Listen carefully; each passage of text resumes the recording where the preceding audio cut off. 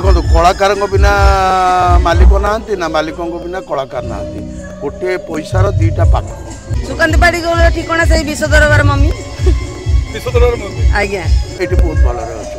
8 वर्ष है रही आसंता वर्ष भी रही मालिक और कलाकार होतप्रोत भाव जड़ित तेणु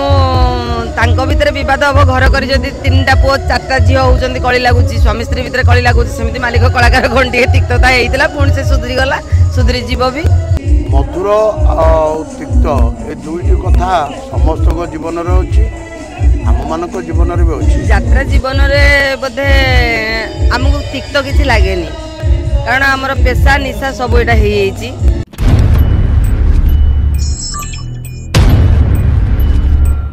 यात्रा जगतर चर्चित जोड़ी सुकांती पाड़ी गौरव पाड़ी टिके कथा चैनल को स्वागत। चलित यात्रा वर्ष यात्रा श्री विश्व दरबार चलित यात्रा वर्ष सरिया आ मात्र अल्प दिन बाकी यही जो गोटे वर्षर तिक्त मधुर अनुभूति कौन कहे सुकांती पाड़ी यात्रा जीवन में बोधे आमको तिक्त किसी लगे कारण आमर पेशा निशा सब यहाँ तेणुक तिक्त किसी ना सब मधुर आम सब आम मधुर मझे गोटे भाइराल होता कलाकार मालिक बद ए विषय कौन कहे मालिक और कलाकार होतप्रोत भाव जड़ित तेणु भितर बद हम घर कर 3टा पुओ 4टा झील होती कली लगुच स्वामी स्त्री भितर कली लगुच सेमती मालिक कलाकार कौन टे तिक्तता होता पुणी से सुधरी गला सुधरी जीव भी आगामी यात्रा वर्ष आसवाई खूब अल्प दिन बाकी आगामी यात्रा वर्ष सुकांती पाड़ी ठिकाना कौन सुकांत पाड़ी ठिकाना से विश्व दरबार मम्मी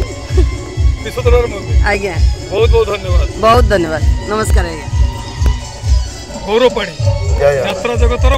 चर्चित वरिष्ठ चरित्र अभिनेता नायक वर्तमान वरिष्ठ चरित्र अभिनेता चलित यात्रा वर्ष सरिया अल्प बाकी अच्छी जो कथा कि आम टे आगे पचार सुकांती मैडम को जे तिक्त मधुर अनुभूति कौन रही यात्रा श्री विश्व दरबार रे मधुर तिक्त ये दुईटी कथा समस्त जीवन अच्छी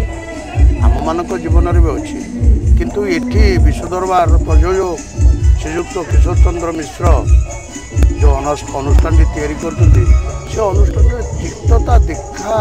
दिए मधुर अनुभूति मिले कहीं मालिक आम चाकर संपर्क ये बहुत बढ़िया ना से मालिक ना आम चाकर तेणु एत प्रकार एत पाखे पाई आम भर तिक्तता के आसेनी ना मनरे के सृष्टि हुए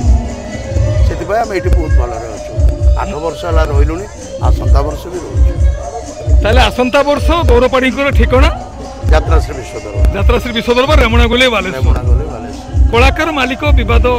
कि देखा देला बर्तमान प्राय ठंडा पड़ा भाया लगुच कौन कहे नहीं देखो कलाकार बिना मालिक ना ना मालिक बिना कलाकार ना गोटे पैसार दीटा पाख ना ताकू छाड़ी आमे बंची पारू ना से आमको छाड़ी बंची पारे मझे किसी गोटे तिक्तता घटी जोटार समाधान हो आसला आ मु जगन्नाथ को प्रार्थना कर शीघ्र समाधान हो जाऊ कहीं ये हूँ आम भात हाँडी आम भात हाँडी बंद हो गले आम मरीज आगामी यात्रा वर्ष पर यार किसी प्रभाव रही प्रभाव पड़े कौन प्रभाव पड़ोनी मुझे भावुँ आ प्रार्थना भी कर प्रभु पाखे कौन प्रभाव न रो जा बहुत बहुत धन्यवाद गौरव भाई जे निजर अनुभूति विषय बहुत किसी कहले जय जगन्नाथ।